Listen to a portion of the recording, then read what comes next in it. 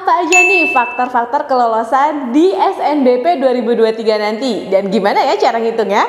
Cek video kali ini ya.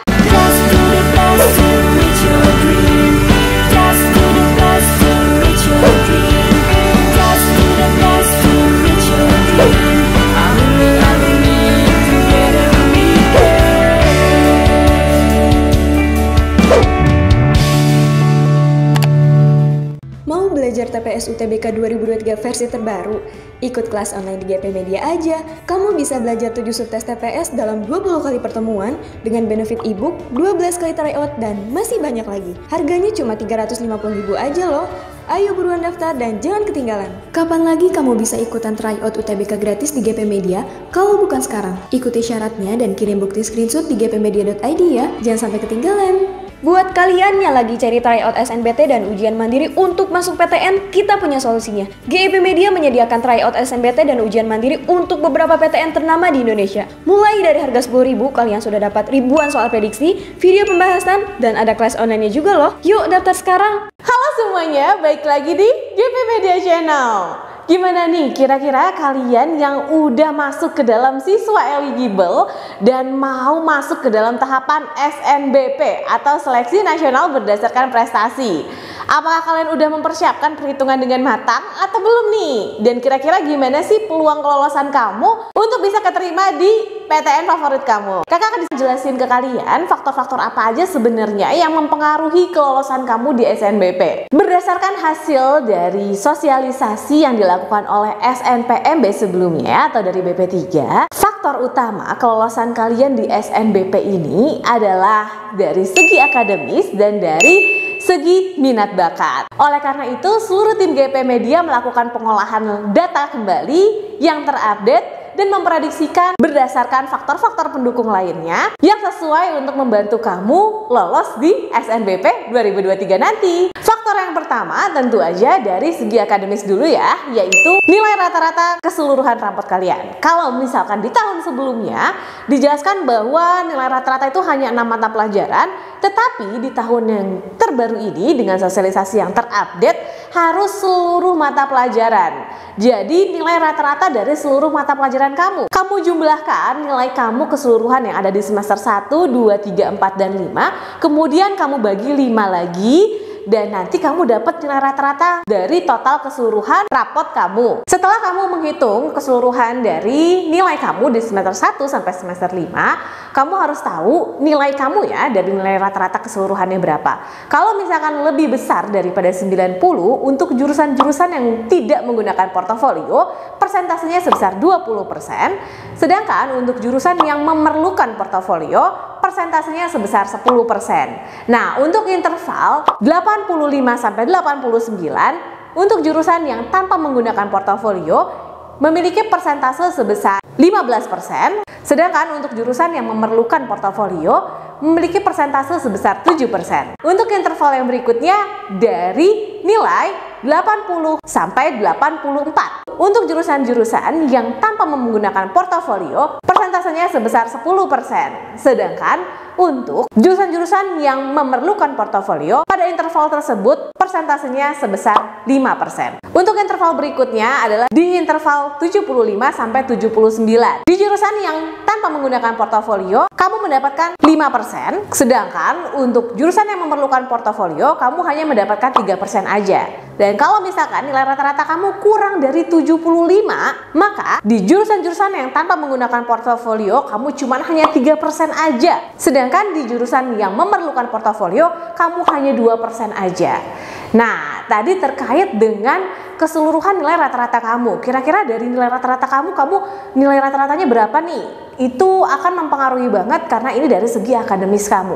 Faktor berikutnya yaitu mengenai akreditasi sekolah nih. Kalau misalkan teman-teman udah ngeliat ya video kakak dari sebelumnya tuh terkait dengan kuota sekolah.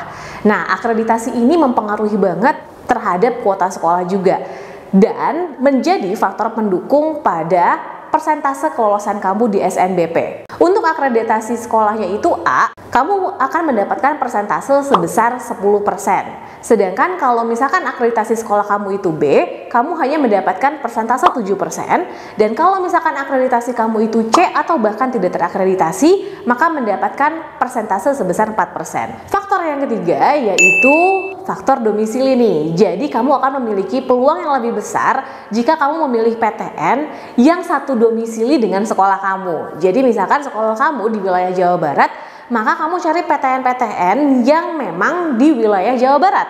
Itu akan memiliki persentase sebesar 10%. Sedangkan kalau kamu memilih PTN-PTN di luar dari domisili sekolah kamu, maka persentasenya itu sebesar 5%. Faktor yang keempat adalah faktor alumni. Kamu harus tahu berapa banyak alumni di sekolah kamu yang 1 tahun sebelumnya. Jadi jangan yang tahun-tahun yang jauh, tapi 1 tahun sebelumnya.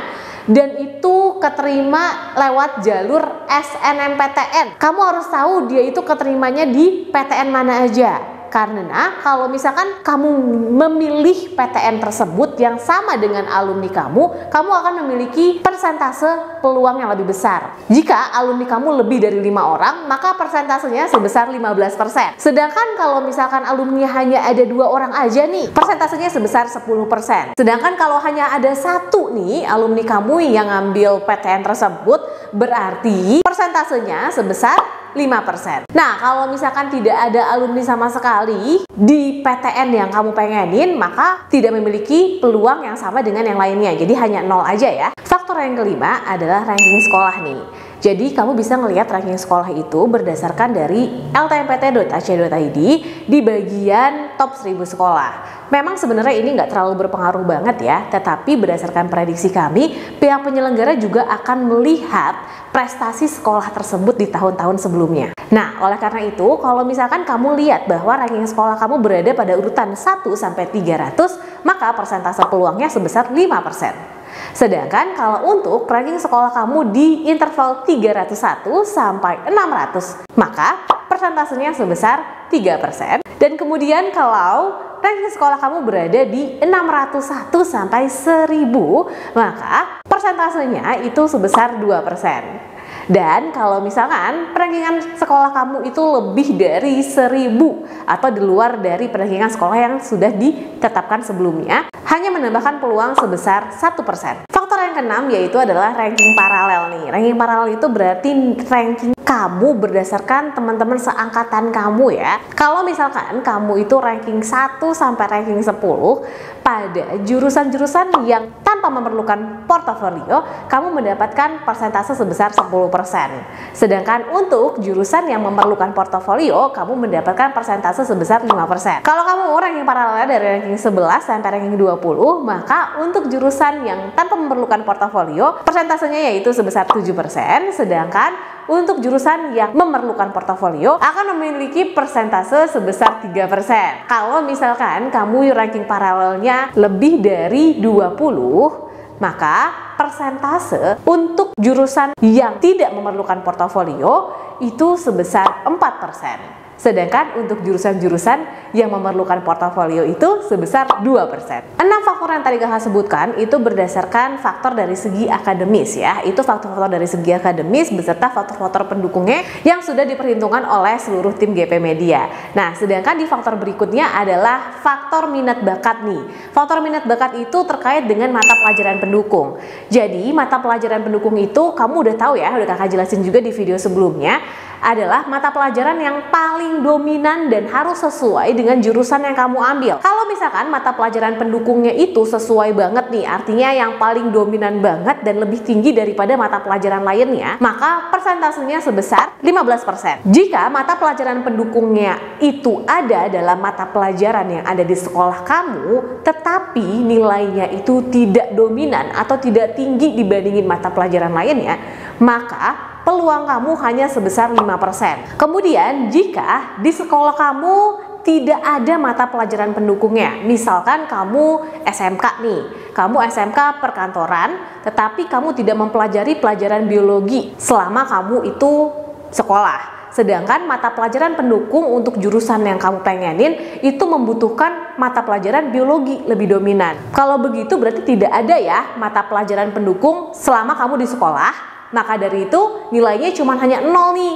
karena sama sekali di sekolah tidak mempelajari itu, tetapi kamu malah milih jurusan yang memerlukan mata pelajaran pendukung yang tidak ada di sekolah kamu. Faktor yang ke-8 adalah faktor sertifikat.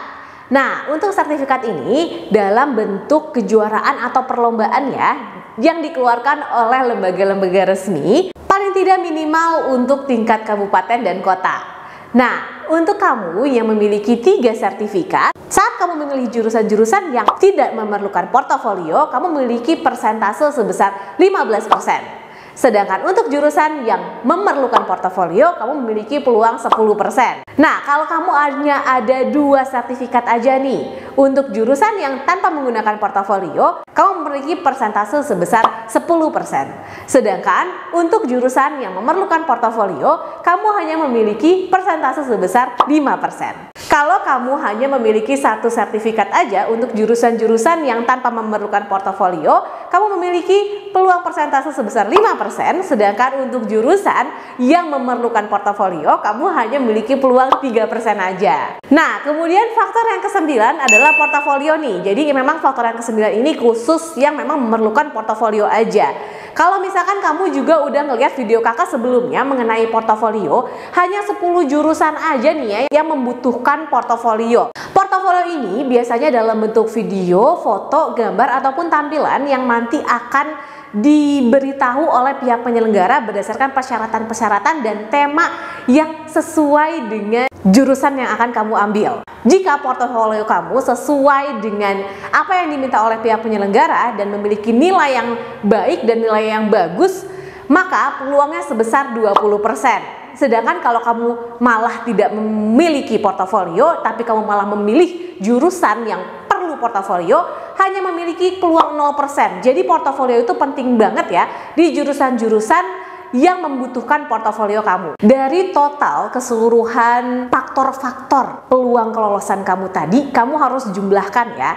Kalau misalkan dari total keseluruhannya, persentase yang kamu dapat itu lebih dari 75%, maka kamu memiliki peluang yang besar untuk bisa lolos di jurusan yang kamu ambil. Sedangkan kalau persentase dari total keseluruhannya itu hanya berada pada 61 sampai 74%, maka peluangnya itu sedang. Sedangkan kalau dari keseluruhan faktornya kamu memiliki persentasenya kurang dari 61%, maka peluang kamu di jurusan tersebut juga kecil. Selain itu juga kamu harus memperhitungkan keketatan di jurusan yang kamu pilih. Ini terkait dengan urutan penjurusan yang kamu pengenin. Keketatan itu adalah daya tampung dibagi jumlah peminat di tahun sebelumnya.